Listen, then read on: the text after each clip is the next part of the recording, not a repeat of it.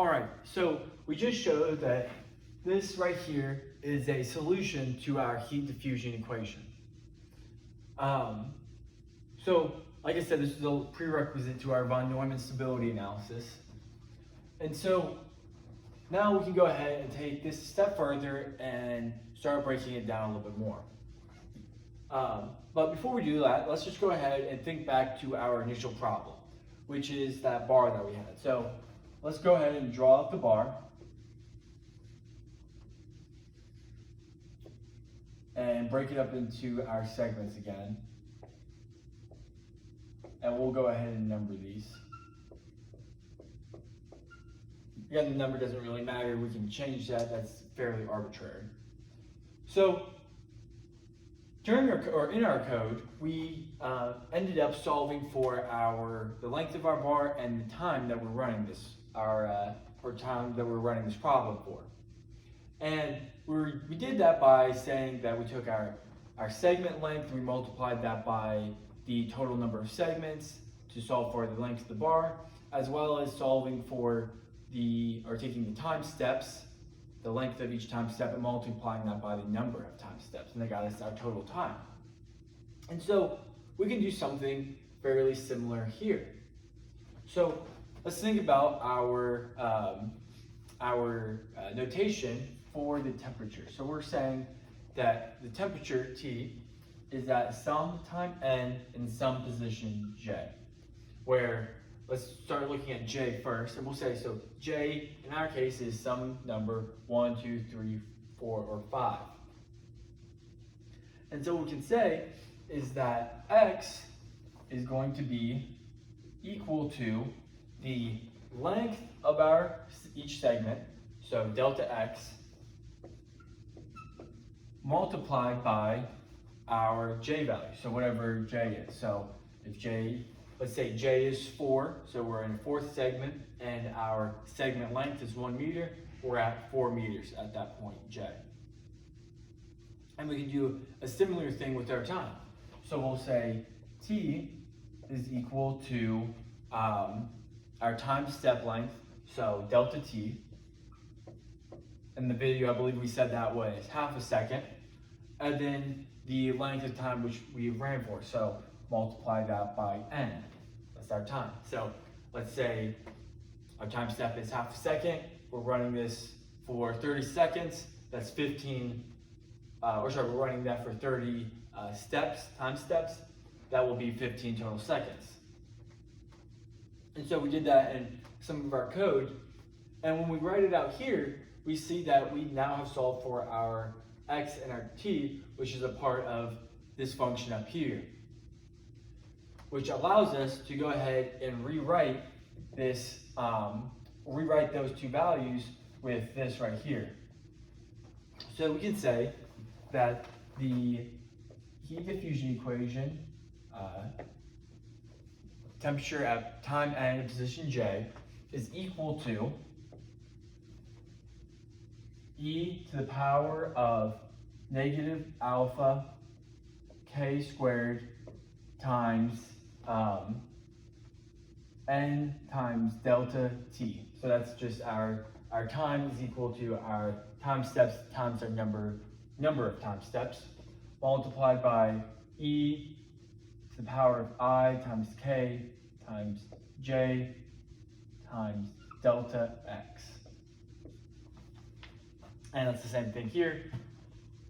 We're just plugging those into our right-hand side of this equation.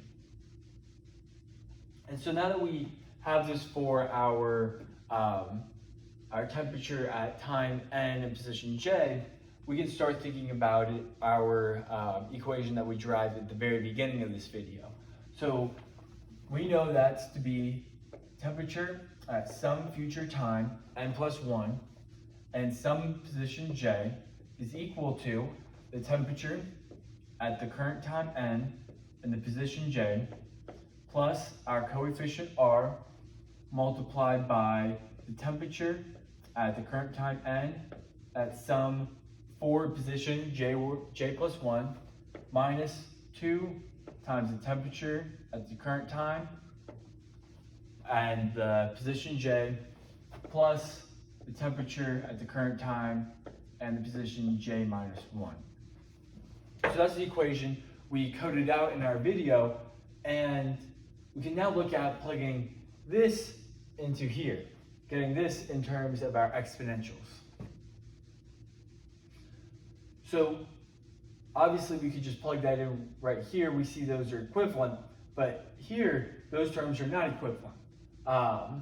That's because we're doing an n plus 1 instead of just the straight n. So the time plus that next step, that next time step. And however, that's pretty simple to solve out here. So instead of simply having an n in the exponential, we'll have an n plus 1, which will just give us e to the power of negative alpha times k squared times delta t, our time step.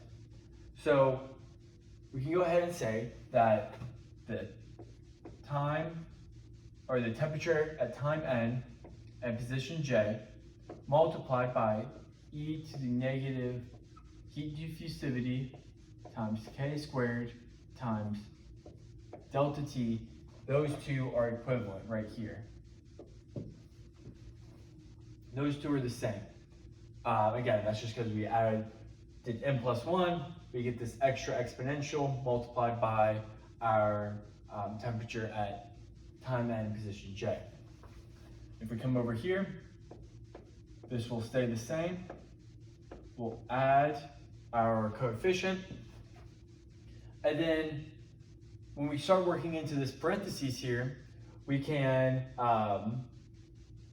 we need to look at the position now. So the position is what's changing. We're going to go from a forward position, the current position, and a previous position. And for each of these, we can factor out the temperature at time n and position j. Each of those have this, so we can go ahead and pull out a t and j. And so now we have our plus 1. This will just be a negative 2 since we factored out that, that variable, and this will be at a j minus 1.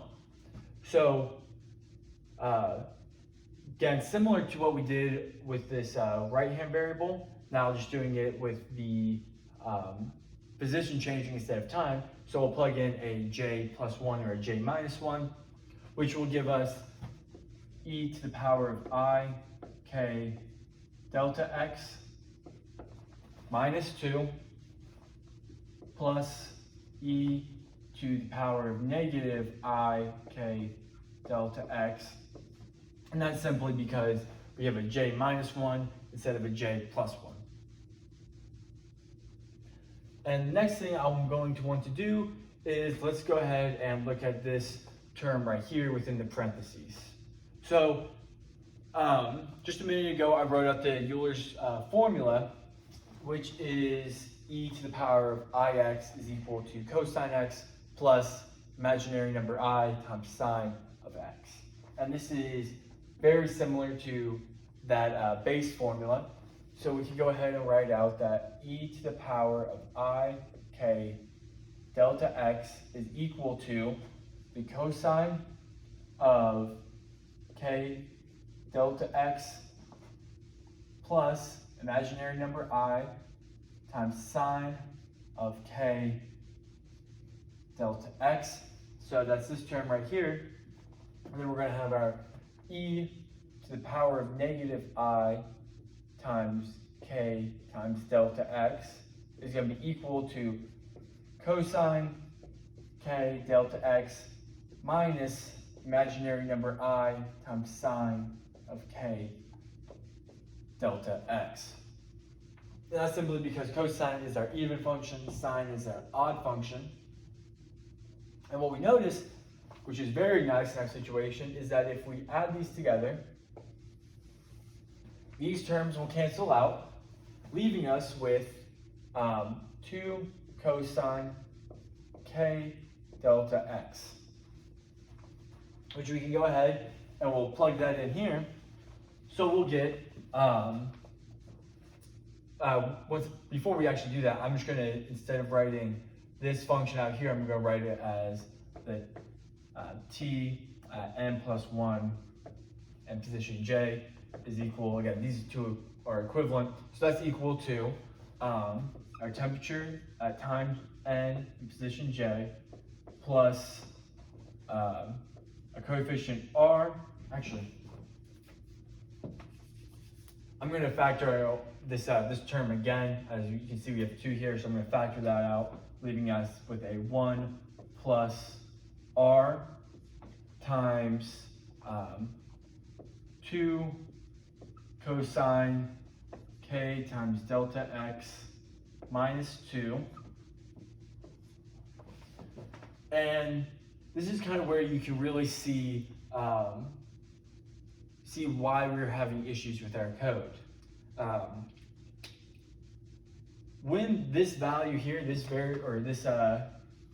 section of our equation is larger than 1, we will get, we'll multiply this temperature by some value larger than 1, which is going to give us a new temperature that is increased. Plug that back in, multiply it by, again, some value larger than 1, it's going to increase again, and so on and so forth, until we get some very large numbers like we saw in the coding video. So essentially, this right here has to be less than 1. So we can go ahead and write out that inequality. So 1 plus R, I'm going to factor out this 2 here. So 1 plus 2 R cosine k delta x minus 1 has to be less than 1. And if we subtract this 1, we'll get 2R cosine of k delta x minus 1 has to be less than 0. And from that, we'll figure out that R has to be less than 1/2, which is what we saw in our code. So for whenever R is greater than 1/2, we start to see that oscillation, that instability. And that's obviously very undesirable because we know R is equal to negative alpha, our heat diffusivity, times our time step divided by our segment length squared. So there's going to be plenty of situations where R is larger than 1/2, and trying to limit ourselves to that would be quite difficult, and that area is going to be a real problem. So what we'll actually do next is we'll use the Crank-Nicolson method to go ahead and solve for our heat diffusion equation in a slightly different way, so that we'll have a more robust solution. And then later on we'll code that out. So I'm going to go ahead and erase this whiteboard, and we'll hop on over and start working on that.